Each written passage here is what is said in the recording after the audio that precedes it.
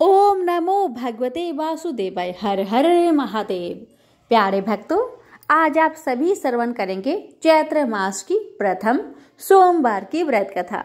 भक्तों, चैत्र मास की चारों सोमवार को 30वां सोमवार का व्रत रखा जाता है। इन चारों सोमवार को भगवान जगन्नाथ के मंदिर और प्रतीकों की पूजा होती है। इन सोमवार का व्रत पूजन वही लोग करते हैं जिन्होंने जगन्नाथपुरी में भगवान जगन्नाथ के दर्शन कर लिए होते हैं। मान्यता है कि इन चारों सोमवार पर सच्ची श्रद्धा से व्रत रखने से भक्तों के सभी दुख दूर हो जाते हैं और भगवान की कृपा से भक्तों की हर मनोकामना पूर्ण हो जाती है। प्यारे भक्तों, आपको बता दूं कि चैत्र मास की चारों सोमवार को भगवान को किन किन चीजों से पूजा जाता है। पहले सोमवार को गुड़ से, दूसरे सोमवार को गुड़ और धनिया से, तीसरे सोमवार को पंचामृत से तथा चौथे सोमवार को कच्चा पक्का हर तरह का पकवान बनाकर भोग लगाया जाता है। और श्रद्धा के साथ व्रत रखने से सभी कष्टों से मुक्ति मिल जाती है। मान्यता है कि सुदामा ने सबसे पहले भगवान श्री जगन्नाथ का पूजन किया था। पूजने के लिए सुदामा जी जगन्नाथ धाम गए थे। रास्ते में कई पीड़ितों को अवशासन दिया कि भगवान श्री जगन्नाथ के दरबार में उनके सुख के लिए मन्नत मांगेंगे। बताया जाता है सुदामा की श्रद्धा देखकर भगवान जगन्नाथ पुरी के बाहर एक ब्राह्मण के भेष में खड़े हो गए। सुदामा ने ब्राह्मण से जगन्नाथ धाम का पता पूछा तो भगवान ने बताया कि उनके पीछे जो आग का गोला है उसमें प्रवेश करने के बाद ही भगवान के दर्शन होंगे। सुदामा आग के गोले में प्रविष्ट होने के लिए बढ़े तो भगवान ने उन्हें साक्षात दर्शन दिए। सुदामा ने रास्ते में मिले सभी पीड़ितों के दुख दूर करने की प्रार्थना की तो भगवान जगन्नाथ ने उन्हें एक बेत देकर कहा कि जिसे यह बेत मारोगे उसके सभी कष्ट दूर हो जाएंगे। मान्यता है कि तब से चैत्र महीने की सोमवार को श्रद्धालु भक्ति पूर्वक सोमवार को भगवान जगन्नाथ का पूजा अर्चन करते हैं और उनके बेत खाकर अपने कष्ट को दूर करने की प्रार्थना करते हैं। आइए प्यारे भक्तगणों, अब श्रवण करेंगे 30वां सोमवार व्रत की पावन कथा। कथा को अधूरा ना छोड़े, कथा को पूरा श्रवण करें और दूसरे भक्तों को भी शेयर करें। भगवान आप सभी की मनोकामना को अवश्य पूर्ण करेंगे। प्रेम से बोलिए जगन्नाथ भगवान की जय, उमापति शंकर भगवान की जय। प्राचीन काल में एक भाट था और एक भाटिल। भाट बहुत गरीब था। उसका नाम था कुदरती। एक दिन भाटिल ने अपनी लड़की और दामाद को भोजन कराने की इच्छा प्रकट की। भाट प्रसन्न होकर कई गांवों से भिक्षा मांगकर खूब सामान इकट्ठा कर लाया। भाटिल ने बहुत बढ़िया भोजन बनाया। भोजन बनाकर वह हाथ पांव धोने के लिए बाहर गई। भाट ने घर में जाकर देखा तो वहां एक बड़ी और एक छोटी केवल 2 ही रोटियां थी। भाट भाटिल यह देखकर बहुत दुखी हुए। खैर, उन्होंने दामाद को बड़ी रोटी और लड़की को छोटी रोटी खिलाकर विदा किया। भाट उसी समय श्री जगदीश के दर्शन के लिए यात्रा पर चल पड़ा। भाट ने मार्ग में जाते हुए देखा कि बहुत से आदमी वृक्षों के पत्ते तोड़ तोड़कर दोने पत्तल बना रहे हैं। लोगों से पूछने पर उसे मालूम हुआ कि राजा के महल में श्री जगदीश जी का भंडारा है। वह भाट भी उनके साथ काम करने लगा और सायंकाल उन्हीं के साथ राजमहल में चला गया। पत्तल वाले पत्तले देकर भोजन करने बैठ गए। भाट भी एक जगह बैठ गया। उसने एक पत्तल में भोजन किया और दूसरी पत्तल बांधकर एक मटकी में रख ली। शाम के समय छाछ बेचने वाली स्त्रियां शहर से लौटकर अपने गांव को जा रही थी। उन्हीं में से उस भाट के गांव की भी कुछ स्त्रियां थी। उन्होंने उनमें से एक को वह मटकी दे दी। छाछ बेचने वाली भाट की मटकी लेकर थोड़ी ही दूर चली होगी कि उसके सिर का बोझ भारी होने लगा। उसने सिर से मटकी उतारकर भाट की सौगात देखने की इच्छा से मटकी में जो हाथ डाला तो वह उसी में फंस कर रह गया। बहुत कोशिश करने पर जब भी हाथ न निकला तो उसने श्री जगदीश जी का याद किया और कहा, भाट की सौगात भाट के यहाँ जाए, हमारा हाथ छूट जाए। इतना कहते ही हाथ मटकी से बाहर निकल आया। घर पहुंचकर उस स्त्री ने अपने सास से कहा कि इस मटकी को देखना नहीं, भाटिन को बुलाकर उसे सौंप देना, पर सास ना मानी। उसने मटकी खोलकर देखी तो उसमें हीरे पन्ने भरे हुए थे। उसने मटकी को अपने घर में रखकर भाटिन को एक मटकी भर गेहूं देने का विचार किया।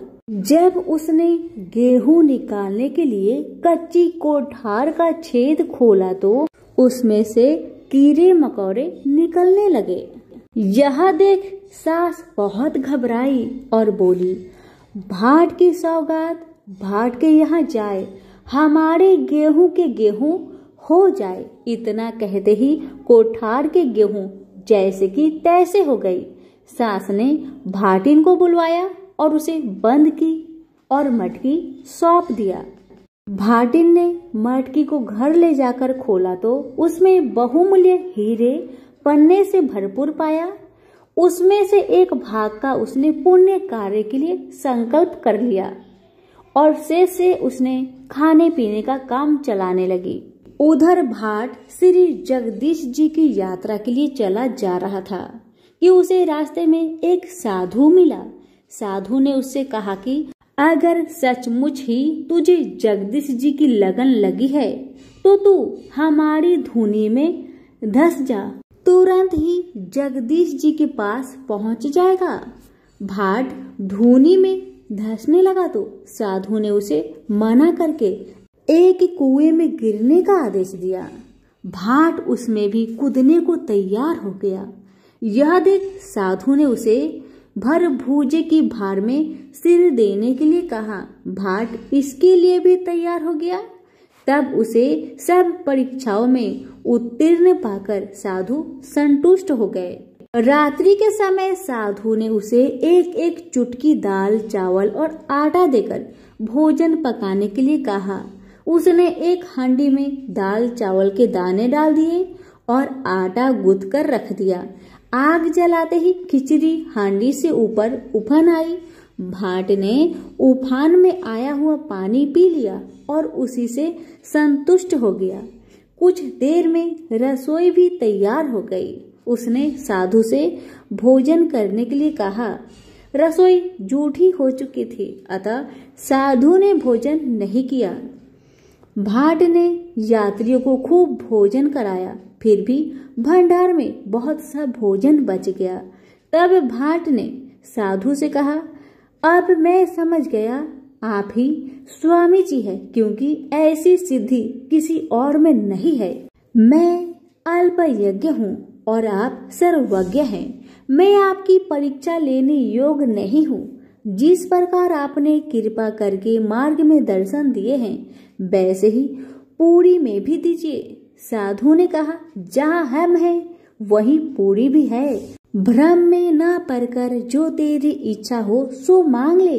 भाट बोला, महाराज मैं बहुत ही गरीब हूँ, मुझे भरपेट भोजन भी नहीं मिलता, कृपया मेरी दरिद्रता दूर कीजिए। साधु ने कहा, पूरी के पास ही बेत की झाड़ी का वन है, तू उसमें से 5 बेत तोड़ ला। भाट झाड़ी में से जाकर जैसे ही अच्छे अच्छे बेत तोड़ने लगा, वैसे ही उसकी मुस्कें बंध गई।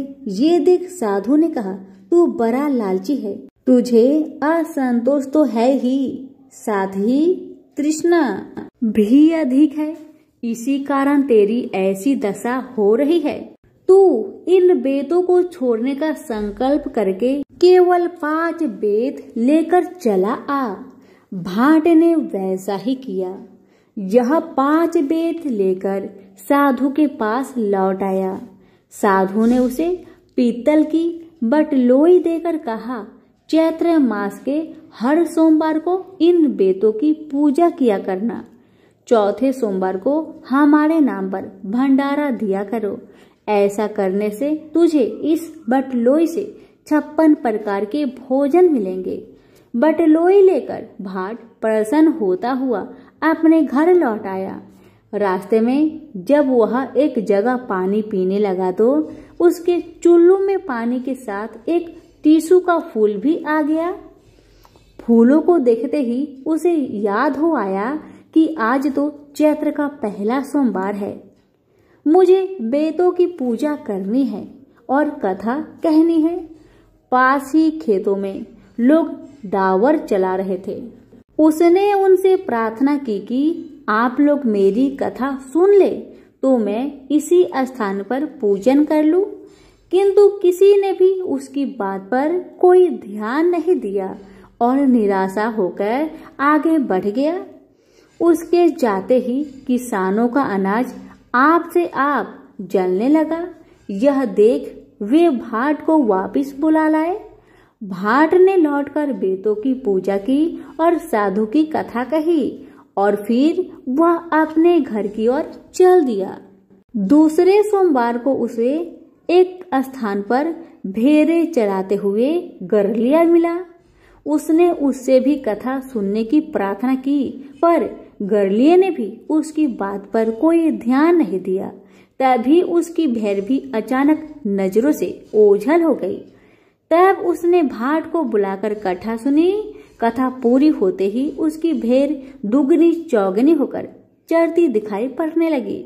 भाट के 2 लड़कियां थी। उनमें से एक बड़े अमीर घर की ब्याही थी और दूसरी उसी गांव के एक गरीब लड़के से। तीसरे सोमवार को भाट बड़ी लड़की के घर पहुंचा।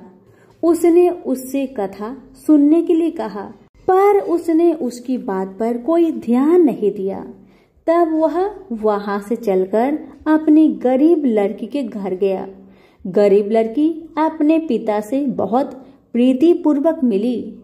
उसने अपने पिता की इच्छा अनुसार पूजा के लिए चौका लगा दिया। पिता श्रद्धा पूर्वक पूजा करने लगा।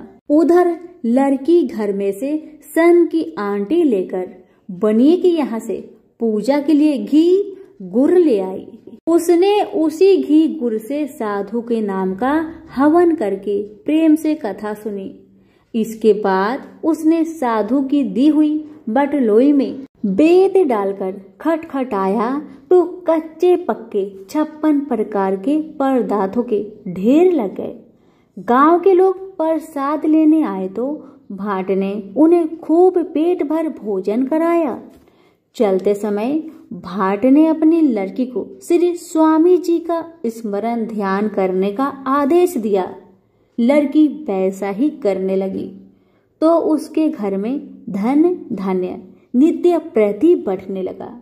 उधर बड़ी लड़की दामाद की सब संपत्ति नष्ट हो गई। वहां से चलकर भाट अपने गांव के निकट पहुंचा तो वहां उसे विशेष चमत्कार दिखाई दिया। गांव के बाहर नए नए बाग बगीचे मंदिर तालाब आदि देखकर वह बहुत चकित हुआ। जिस दिन वह अपने घर पहुंचा उस दिन सोमवार था। उसने गांव भर के लोगों को निमंत्रण दिया और बेतों की पूजा करके बतलोई में बेट खटखटाया तो 56 प्रकार के पदार्थ के ढेर लग गए। गांव के छोटे बड़े सभी लोग उसके यहाँ भोजन करने आए और भोजन करके आनंदित होते हुए चले गए। बाद में उसने राजा के यहाँ भी प्रसाद पहुंचाया। राजा को अपने नाई से पहले ही भाट की बतलोई की करामत का हाल मालूम हो चुका था। राजा ने यह बात मंत्रियों से कही और यह भी बताया कि किसी युक्ति से भाट के पास से वह कारामाती बटलोई ले जाए। मंत्रियों ने सलाह दी कि राजकुमार को भाट के घर भेजना चाहिए। वह हट करके उससे बटलोई ले लेगा। यदि वह राजकुमार को बटलोई ना दे तो बलपूर्वक उससे बटलोई छीन ली जाएगी। दूसरे दिन कुछ सेवकों के साथ राजकुमार भाट के घर आया। जब उसने भाट से बटलोई मांगी तो उसने प्रसन्नता पूर्वक बटलोई राजकुमार को दे दी। बटलोई पाकर राजा भी हर्ष से फूले न समाया और उसने तमाम नगर को भोजन करने की न्योता दे दिया। किंतु जब बटलोई में बेट डालकर खटखटाया तो उसमें से कुछ भी ना निकला। भोजन के लिए आए हुए लोग भूखे बैठे थे, भंडार में भी अनाज नहीं था। राजा ने क्रोध होकर भाट को पकड़ने के लिए सिपाही भेजे, पर वह तो पहले ही रफू चक्कर हो चुका था। कुदरती भाट घबराया हुआ श्री स्वामी जी की ओर भागता चला जा रहा था। भाट जब जगदीशपुरी के निकट पहुंचा तो श्री स्वामी जी ने उसे पुनः साक्षात दर्शन दिए। उसने स्वामी जी को साष्टांग प्रणाम कर बटलोई की घटना उन्हें सुना दी और अपने बड़े दामाद का समाचार भी बता दिया। स्वामी जी ने कहा कि घर लौटकर राजा रानी से अपनी बटलोई ले लो और अपने दामाद को कहानी सुना दो। जब वह घर पहुंचा तो राजा ने उसे बुलाकर उसका बड़ा आदर सत्कार किया और उसकी बटलोई उसे लौटा दी। उसने पुनः स्वामी जी की पूजा करके अपनी लड़की और दामाद को बुलाकर कथा सुनाई। इससे उनकी संपत्ति पहले की तरह ही हो गई। इस प्रकार कुदरती भाट की यात्रा के समय से ही 30वां सोमवार की पूजा का प्रचलन हुआ। टीसू के फूल से सर्वप्रथम पूजन भी तभी से आरंभ हुआ है और इसलिए यह 30वां सोमवार कहलाता है। प्रेम से बोलिए जगदीश भगवान की जय हो। इस कथा को चैत्र मास के सभी सोमवार के दिन अवश्य सुने। भगवान आपकी दुख तकलीफ की हरण अवश्य करेंगे। हे जगदीश महाराज, जैसे आपने भाट पर अपनी कृपा बरसाई, वैसे ही आपकी कहानी कहने वाले, सुनने वाले, हुक्कारे भरने वाले सभी पर अपनी कृपा बनाए रखे। फिर बोले जगदीश भगवान की जय हो। अब आप श्रवण करेंगे जगन्नाथ भगवान की बड़ी ही चमत्कारी कथा। इस कथा को श्रद्धा पूर्वक श्रवण करने से ही सभी मनोकामना पूर्ण हो जाते हैं। कथा का अनादर ना करें, कथा को पूरा सुने। कथा इस प्रकार है। एक समय रघुदास नाम के भगवान रामचंद्र के एक महान भक्त थे। वह पुरी में जगन्नाथ मंदिर के सिंह द्वार के पास एक बड़ी छतरी के नीचे रहते थे। एक बार जब वह भगवान जगन्नाथ के दर्शन करने गए तो उन्होंने जगन्नाथ की वेदी पर राम, लक्ष्मण और सीता को देखा। उस दिन से उन्हें विश्वास हो गया कि भगवान जगन्नाथ भगवान रामचंद्र से भिन्न नहीं है। एक बार रघु ने भगवान जगन्नाथ के लिए एक अच्छी माला तैयार की और पुजारी को भगवान को चढ़ाने के लिए दी, लेकिन पुजारी इसे चढ़ाना नहीं चाहता था क्योंकि रघु ने केले के पेड़ की छाल से बनी डोरी का इस्तेमाल किया था। उस समय जगन्नाथ के मंदिर में ऐसी चीजों का प्रयोग वर्जित था। रघु को बहुत दुख हुआ कि उनकी माला भगवान जगन्नाथ को नहीं चढ़ाई गई। वह बहुत उदास महसूस करते हुए मंदिर के बाहर चला गया। बाद में दिन में पुजारी शाम की आरती समाप्त कर रहा था। भगवान के शयन करने से पहले पुजारी उन्हें एक विशेष पोशाक पहनाते हैं जिसे बड़ा श्रृंगार वैसा कहा जाता है। भगवान को श्रृंगारित करने के बाद पुजारी ने उनके शरीर को फूलों से सजाना शुरू कर दिया, लेकिन उसे आश्चर्य हुआ कि उसने जो कुछ भी किया भगवान के शरीर पर एक भी फूल नहीं बचा। भगवान किसी भी फूल को स्वीकार नहीं करेंगे।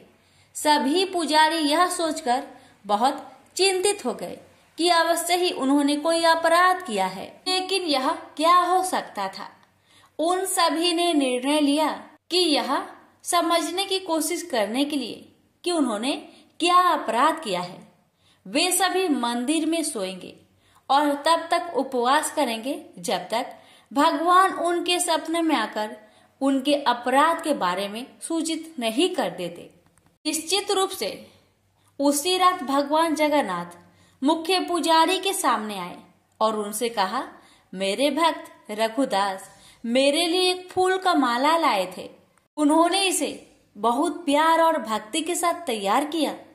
आपने बाहरी विशेषता देखी, माला को उन्होंने मुझे देने से मना कर दिया। आप देख नहीं सकते कि उन्होंने कितनी अच्छी माला तैयार की है। उन्होंने इसे प्रेम और भक्ति से पिरोया।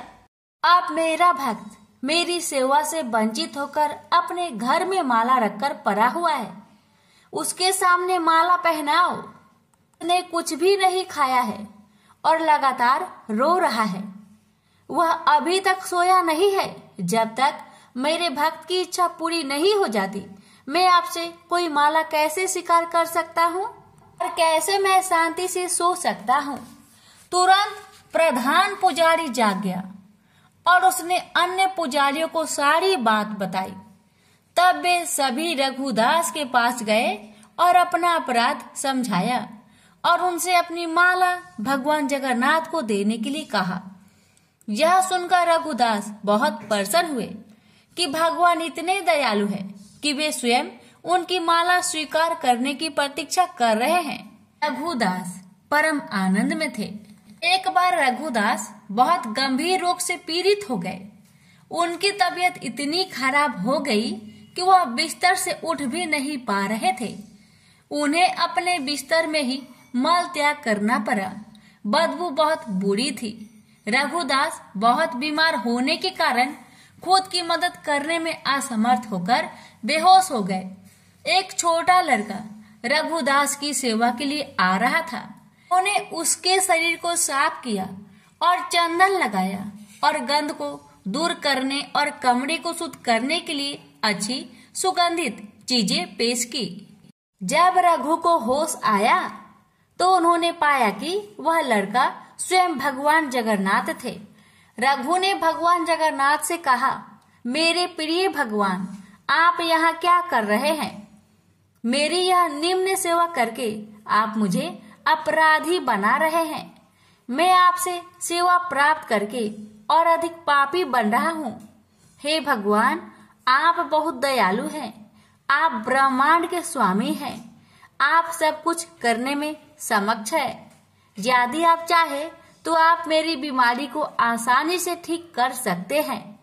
मुझे ठीक करने के बजाय आप मेरी यह निम्न सेवा क्यों कर रहे हैं? भगवान ने उत्तर दिया, हाँ, मैं तुम्हें आसानी से ठीक कर सकता हूँ, लेकिन मैं चाहता हूँ कि तुम अपने सभी प्रबंध कर्मों से मुक्त हो जाओ, ताकि तुम इस जीवन के अंत में मेरे निवास पर वापस जाओ। तुम्हें ये भी जानना चाहिए कि जैसे कि मेरे भक्तों को मिलता है, मेरी सेवा करने से सुख मिलता है, मुझे भी अपने भक्तों की सेवा करने से सुख मिलता है।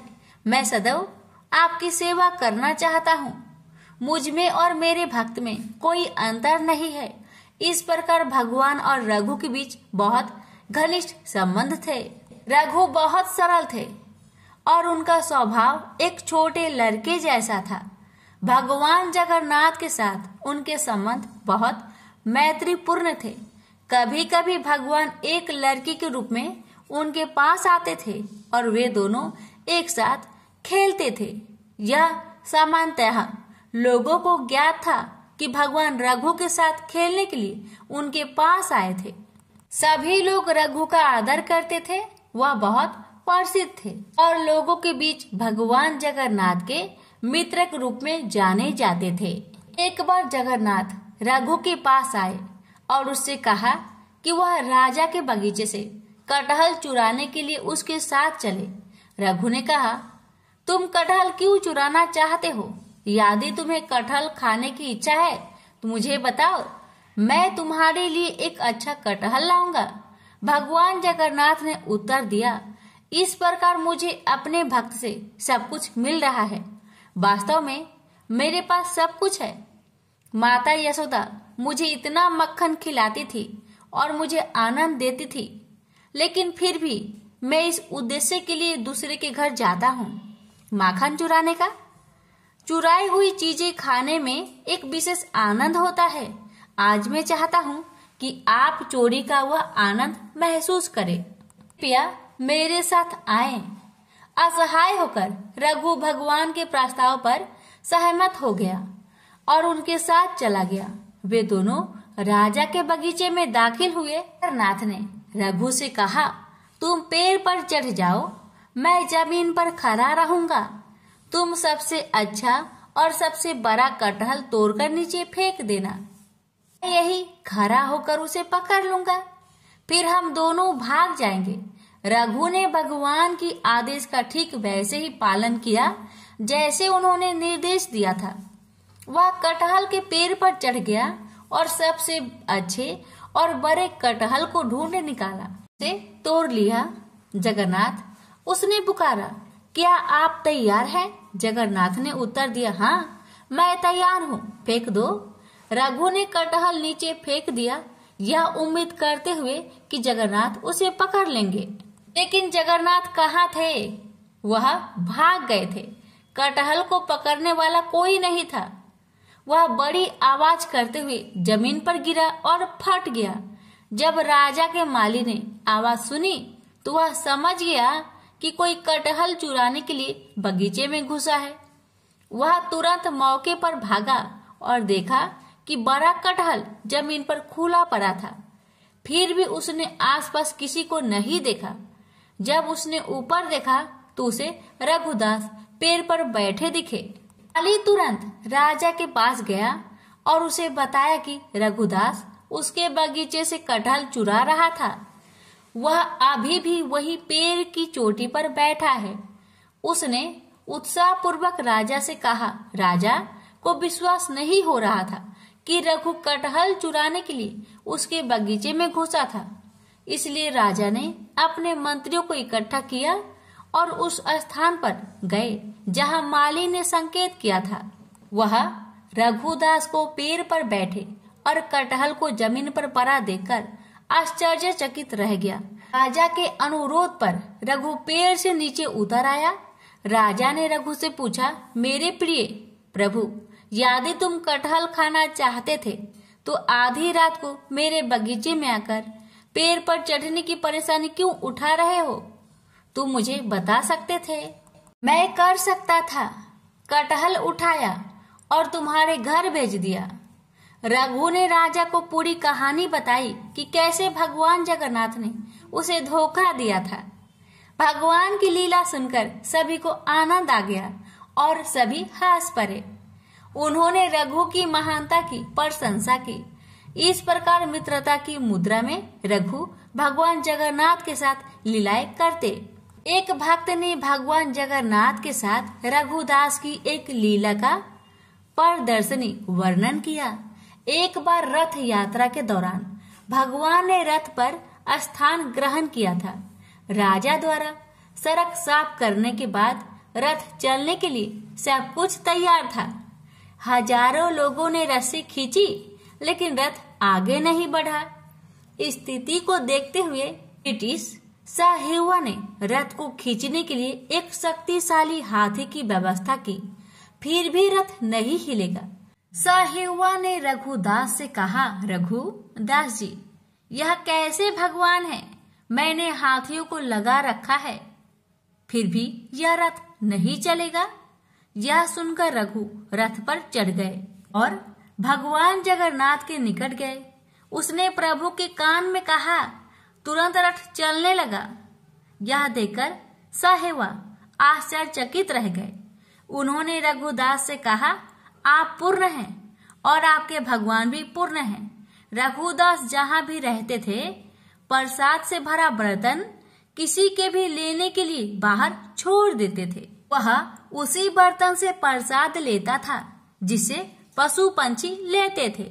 यह उनका अद्भुत स्वभाव था। वह भगवान जगन्नाथ को बहुत प्रिय थे। राम सिंघारी वर्तमान समय में उपासकों के समाज में सबसे विद्वान व्यक्तित्वों में से एक माने जाते थे। उनके पास कोई शैक्षणिक डिग्री या डिप्लोमा नहीं था, लेकिन उन्हें भारत के प्राचीन महाकाव्यों का गहन ज्ञान था। भारत के विभिन्न हिस्सों से आने वाले कई लोग उन्हें अपने आध्यात्मिक मार्गदर्शक के रूप में मानते थे। उन्होंने केवल महाप्रसाद खाया, जो भगवान जगन्नाथ को चढ़ाए जाने वाला चावल का भोग है। एक दिन किसी कारणवश उसके बेटे उसे मंदिर से नहीं लाए। हालांकि उसने पूरे दिन कुछ भी नहीं खाया था, फिर भी उसने कभी अपनी भूख प्रकट नहीं की। केवल उसकी पत्नी को पता था। जब वह उदास लग रही थी, सिंघारी ने उसे सत्वना दी। वह देगा, वह भेजेगा, लेकिन आधी रात को कौन देगा? सब सो गए, उसकी पत्नी भी। कुछ देर बाद दरवाजे पर हल्की सी दस्तक हुई। दरवाजा खुलने पर बूढ़े व्यक्ति को एक केले का पत्ता मिला, जिसमें 7 प्रकार के मंदिर के केक थे। कोई नहीं था। अगली सुबह जब उसने यह घटना बताई तो किसी ने उस पर विश्वास नहीं किया। पूरे दिन भगवान जगन्नाथ का यह चमत्कार लोगों के मन में छाया रहा। अगली रात सिंघारी को सपने में आवाज आई, क्या तुमने वह सब कुछ खा लिया जो दिया गया था? प्रेम से बोलिए जगन्नाथ भगवान की जय। एक समय रघुदास नाम के भगवान रामचंद्र के एक महान भक्त थे। वह पुरी में जगन्नाथ मंदिर के सिंह द्वार के पास एक बड़ी छतरी के नीचे रहते थे। एक बार जब वह भगवान जगन्नाथ के दर्शन करने गए तो उन्होंने जगन्नाथ की वेदी पर राम, लक्ष्मण और सीता को देखा। उस दिन से उन्हें विश्वास हो गया कि भगवान जगन्नाथ भगवान रामचंद्र से भिन्न नहीं है। रघु ने भगवान जगन्नाथ के प्रति मैत्रीपूर्ण प्रेम, सख्य रस विकसित किया। एक बार रघु ने भगवान जगन्नाथ के लिए एक अच्छी माला तैयार की और पुजारी को भगवान को चढ़ाने के लिए दी। लेकिन पुजारी इसे चढ़ाना नहीं चाहता था, क्योंकि रघु ने केले के पेड़ की छाल से बनी डोरी का इस्तेमाल किया था। उस समय जगन्नाथ के मंदिर में ऐसी चीजों का उपयोग वर्जित था। रघु को बहुत दुख हुआ कि उनकी माला भगवान जगन्नाथ को नहीं चढ़ाई गई। वह बहुत उदास महसूस करते हुए मंदिर से बाहर चला गया। बाद में दिन में पुजारी शाम की आरती समाप्त कर रहा था। भगवान के शयन करने से पहले पुजारी उन्हें एक विशेष पोशाक पहनाते हैं, जिसे बड़ा श्रृंगार बेसा कहा जाता है। भगवान को श्रृंगारित करने के बाद पुजारी ने उनके शरीर को फूलों से सजाना शुरू कर दिया। लेकिन उसे आश्चर्य हुआ कि उसने जो कुछ भी किया, भगवान के शरीर पर एक भी फूल नहीं बचा। भगवान किसी भी फूल को स्वीकार नहीं करेंगे। सभी पुजारी यही सोचकर बहुत चिंतित हो गए कि अवश्य ही उन्होंने कोई अपराध किया है। लेकिन यह क्या हो सकता था? उन सभी ने निर्णय लिया कि यह समझने की कोशिश करने के लिए कि उन्होंने क्या अपराध किया है, वे सभी मंदिर में सोएंगे और तब तक उपवास करेंगे जब तक भगवान उनके सपनों में आकर उन्हें उनके अपराध के बारे में सूचित नहीं कर देते। निश्चित रूप से उसी रात भगवान जगन्नाथ मुख्य पुजारी के सपने में आए और उनसे कहा, मेरे भक्त रघु दास मेरे लिए एक फूल की माला लाए हैं। उन्होंने इसे बहुत प्रेम और भक्ति से तैयार किया है। आपने डोरे की बाहरी विशेषता देखी और उसे माला मुझे देने से मना कर दिया। आप देख नहीं सकते कि उसने कितनी अच्छी माला तैयार की है। उन्होंने इसे प्रेम और भक्ति से पिरोया। अब मेरा भक्त मेरी सेवा से वंचित होकर माला सामने रखकर अपने घर में पड़ा हुआ है। उसने कुछ भी नहीं खाया है और लगातार रो रहा है। वह अभी तक सोया नहीं। जब तक मेरे भक्त की इच्छा पूरी ना हो जाती, मैं आपसे कोई माला कैसे स्वीकार कर चैन से सो सकता हूँ। तुरंत प्रधान पुजारी जाग गया और उसने अन्य पुजारियों को सारी बात बताई। तब वे सभी रघुदास के पास गए और अपना अपराध समझाया और उनसे अपनी माला भगवान जगन्नाथ को देने के लिए कहा। यह सुनकर रघुदास बहुत प्रसन्न हुए कि भगवान इतने दयालु हैं कि वे स्वयं उनकी माला स्वीकार करने की प्रतीक्षा कर रहे हैं। प्रेम से बोलिए जगन्नाथ भगवान जी की जय। हे भगवान, आपकी कथा को कहने वाले और श्रद्धा पूर्वक सुनने वाले सभी भक्तों पर अपनी कृपा सदा सर्वदा बनाए रखे।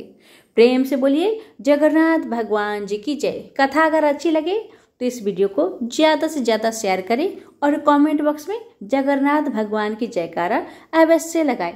जय श्री हरि।